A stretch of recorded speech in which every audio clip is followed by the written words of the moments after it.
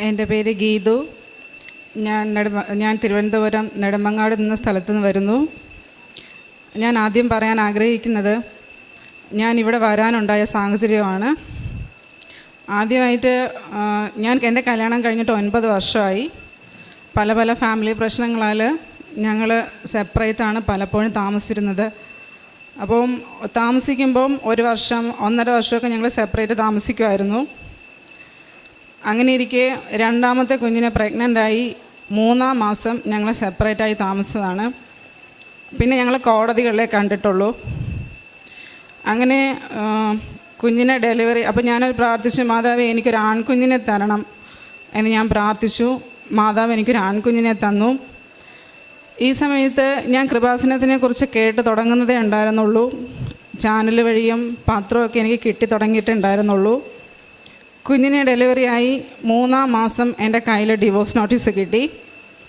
അപ്പോൾ ഞാൻ പ്രാർത്ഥിച്ചു. അപ്പോൾ ഇവിടെ ഞാനൊരു സാക്ഷ്യം കേൾക്കുകയുണ്ടായി, മാതാവ് എനിക്ക് എൻ്റെ ജീവിതം നേരെയാക്കി തരും എന്നുള്ളൊരു വിശ്വാസം.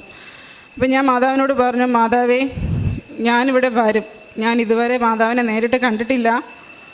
ഞാനിവിടെ നേരിട്ട് വന്ന് കാണുവാണെങ്കിൽ ഞങ്ങൾ 4 പേരും ഒന്നിച്ചേ വരത്തുള്ളൂ എന്നിങ്ങനെ പറഞ്ഞിട്ടുണ്ടായിരുന്നു. അങ്ങനെ ഞാൻ പ്രാർത്ഥിച്ചു. അങ്ങനെ സാക്ഷിയൊക്കെ കേട്ടു. അങ്ങനെ കോടതിയിൽ ഞങ്ങളെ വിളിച്ചു, സംസാരിച്ചു. പരസ്പര വിശ്വാസത്തിൻ്റെ പുറത്ത് കേസ് പിൻവലിച്ചു. ഇപ്പോൾ 10 മാസമായിട്ട് ഞങ്ങളിപ്പോൾ ഒരുമിച്ചാണ് താമസിക്കുന്നത്. മാതാവ് അങ്ങനെ ഒരു ദാമ്പത്യം തന്ന് അനുഗ്രഹിച്ചു. അങ്ങനെ ഇരിക്കെ ഞങ്ങൾക്ക് ഒരു ആവറേജ് കുടുംബത്തിൽ നിന്നുള്ള ഒരാളാണ് ഞാൻ. അപ്പോൾ പല കടബാധ്യതകളുമുണ്ട്. അങ്ങനെ പുറത്ത് പോകാനായിട്ട് ആഗ്രഹിച്ചു. ഞാൻ ഒരു പുറത്ത് എൻ്റെ അനിയത്തി UK-യിലാണ്. അവൾ ഒരു ബയോഡേറ്റ ഇട്ടു. അവിടെ ഒരു കെയർ ഹോമിലാണ് ബയോഡേറ്റ ഇടുന്നത്. ഞാനൊരു സ്റ്റാഫ് നഴ്സാണ്.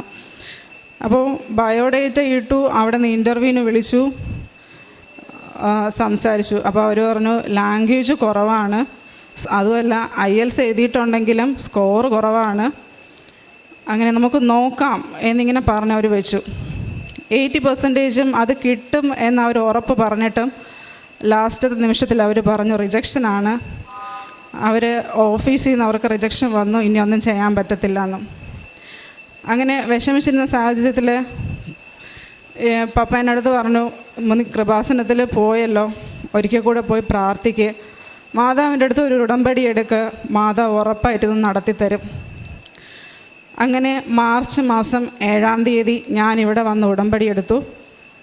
ഉടമ്പടി എടുത്ത് 3-ാമത്തെ ദിവസം എൻ്റെ സിസ്റ്റർ വിളിച്ചിട്ട് വീണ്ടും പറഞ്ഞു, വേറൊരു കെയർ ഹോമിലാണ്, ഒരു ബയോഡേറ്റ ഇടട്ടെ. ഞാൻ പറഞ്ഞു വേണ്ട, വെറുതെ എന്തിനാ ഇടുന്നത്? ഇല്ല, ഇട്ട് നോക്കാം. അങ്ങനെ അവൾ ഇട്ടപ്പോഴത്തേക്ക് എൻ്റെ അടുത്ത് പറഞ്ഞു, ഡെപ്യൂട്ടി മാനേജർ നിന്നെ വിളിക്കും ഇൻ്റർവ്യൂവിന് വേണ്ടിയിട്ട്, നീ പ്രിപ്പയർ ആയിരുന്നു എന്ന്. അങ്ങനെ കാശ് രൂപം വെച്ച് ഞാൻ പ്രിപ്പയർ ആയിട്ടിരുന്നു. ഞാൻ പറഞ്ഞു, മാതാവ് എനിക്കൊന്നും അറിയില്ല, ലാംഗ്വേജ് പ്രശ്നമുണ്ട്, മാതാവ് എന്നെ സഹായിക്കണം. അങ്ങനെ കാശ് രൂപം വെച്ചിട്ട് ഞാൻ ഇൻ്റർവ്യൂ അറ്റൻഡ് ചെയ്ത് കഴിഞ്ഞപ്പോഴത്തേക്കും ഡെപ്യൂട്ടി മാനേജർ എന്നോട് പറഞ്ഞു, അയാളൊരു മലയാളിയാണ്. അയാൾ എന്നോട് പറഞ്ഞു, ഇനി ഓണർ വിളിച്ച് സംസാരിച്ചിട്ട് പൂർണ്ണ തീരുമാനം ഞാൻ പറയാം. അങ്ങനെ 2 ദിവസം കഴിഞ്ഞപ്പോഴത്തേക്കും വീണ്ടും ഓണർ വിളിക്കും എന്നുള്ളതായി. അന്നത്തെ ദിവസം ഓണർ വിളിക്കും ഇൻ്റർവ്യൂവിന് വേണ്ടിയിട്ട്. അപ്പോൾ ഞാൻ പറഞ്ഞു, അപ്പോൾ വീണ്ടും ഞാൻ പറയുകയാണ്, മാതാവ് എനിക്കറിയില്ല ഒന്നും സംസാരിക്കാനായിട്ട്. അവരൊരു ഇംഗ്ലീഷുകാരനാണ്, മാതാവ് കൂടെ ഉണ്ടെങ്കിൽ മാത്രമേ വല്ലതും നടക്കത്തുള്ളൂ. അങ്ങനെ ഞാൻ മാതാവിനോട് പ്രാർത്ഥിച്ചിട്ട് കാശ് രൂപം എൻ്റെ കയ്യിൽ വെച്ച് ഞാൻ ഒരു വചനം എടുത്തപ്പോൾ എനിക്ക് കിട്ടിയ വചനം, മനുഷ്യർക്ക് അസാധ്യമായത് ദൈവത്തിന് സാധ്യമാണ്. അപ്പോൾ ഞാൻ പറഞ്ഞു, മാതാവേ നിൻ്റെ ഇഷ്ടം ഇങ്ങനെയാണെങ്കിൽ അങ്ങനെ നടക്കട്ടെ. അങ്ങനെ വിളിച്ചു, സംസാരിച്ചു.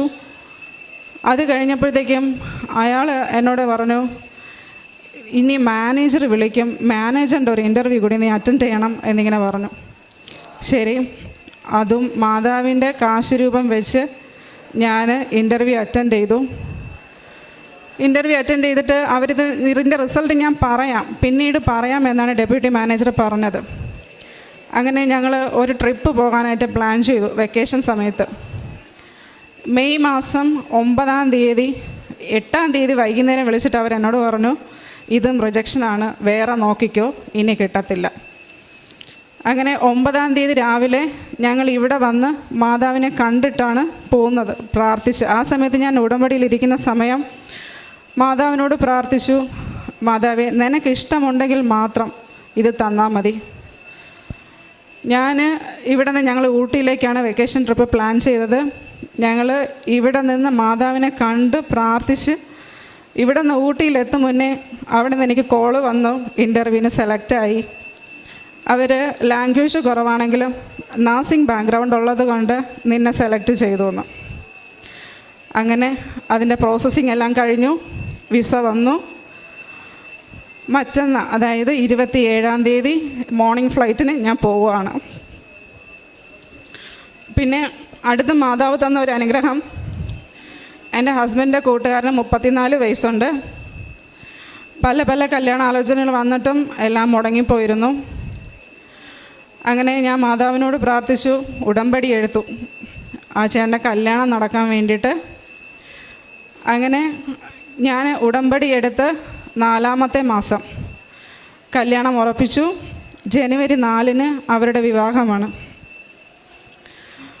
ഞാൻ ICUയിൽ വർക്ക് ചെയ്തിരുന്ന സമയത്ത് എൻ്റെ എനിക്ക് കിട്ടിയൊരു പേഷ്യൻ്റ് വെൻറ്റിലേറ്റർ പേഷ്യൻ്റായിരുന്നു.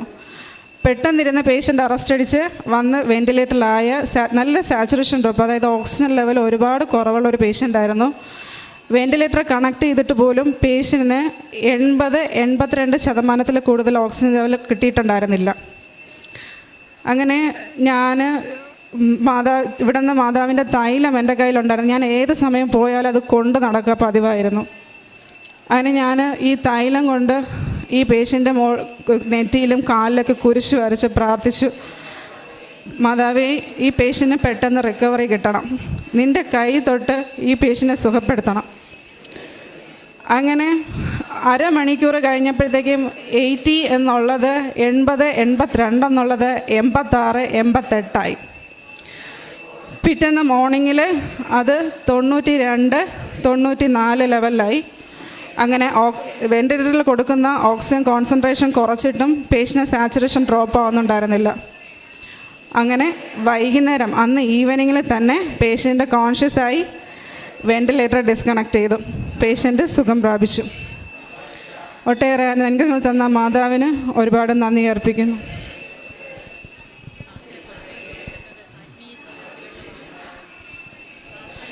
ഈ ഉടമ്പടി എടുത്തതിന് ശേഷം ഞാൻ എപ്പോഴും, എനിക്ക് 1 മണിക്കൂർ ട്രാവലുണ്ട് അങ്ങോട്ടും ഇങ്ങോട്ടും കൂടെ ഹോസ്പിറ്റലിൽ പോയി വരാനായിട്ട്. അങ്ങനെ ഈ പോകുന്ന വഴിക്കെല്ലാം ഞാനിപ്പോൾ ഒരുപാട് പ്രാർത്ഥിക്കുന്നുണ്ട്, മാതാവേ, ഒരുപാട് അനുഗ്രഹങ്ങൾ കഴിഞ്ഞ മാതാവിന് ഇനിയും ഒട്ടേറെ അനുഗ്രഹങ്ങൾ തരാനായിട്ട് സാധിക്കും. ഞാൻ ചെന്ന് എൻ്റെ കൈകാല്, അതായത് തൊടുന്ന പേഷ്യൻസിനെല്ലാം മാതാവ് തന്നെ തൊട്ട് സുഖപ്പെടുത്തണം എന്ന്. അങ്ങനെ ഇപ്പം എൻ്റെ കയ്യിൽ, അതായത് ICUയിൽ വർക്ക് ചെയ്യുന്ന സമയത്ത് എല്ലാ പേഷ്യൻസിനും വേണ്ടിയിട്ട് ഇപ്പോൾ എനിക്ക് പ്രാർത്ഥിക്കാനായിട്ട് ഒരു അനുഗ്രഹം കിട്ടിയിട്ടുണ്ട്. അങ്ങനെ ഞാൻ പേഷ്യൻസിന് വേണ്ടിയിട്ട് തൈലം പൂശി ഞാനിപ്പോൾ പ്രാർത്ഥിക്കും. പിന്നെ എപ്പോഴും കുടുംബ പ്രാർത്ഥന, ഞാൻ സത്യം പറഞ്ഞാൽ എൻ്റെ വീട്ടിൽ കുടുംബ പ്രാർത്ഥന ഇല്ലായിരുന്നു. ഉടമ്പടി എടുത്തതിന് ശേഷം ഇപ്പം മുടങ്ങാതെ എല്ലാ ദിവസവും എൻ്റെ വീട്ടിൽ കുടുംബ പ്രാർത്ഥനയുണ്ട്. കഴിയുന്ന അത്രയും ദിവസങ്ങൾ ഞാനിപ്പോൾ പള്ളിയിൽ പോവും. എന്തെങ്കിലുമൊക്കെ സഹായം ചെയ്യാൻ പറ്റുന്നവർക്ക് ഞാനിപ്പോൾ കൂടുതൽ ചെയ്യുന്നുമുണ്ട്. മാതാവിൻ്റെ അനുഗ്രഹത്താലാണ് എനിക്കിതെല്ലാം ചെയ്യാൻ പറ്റുന്നത്. മാതാവിന് ഒരുപാട് നന്ദി അർപ്പിക്കുന്നു.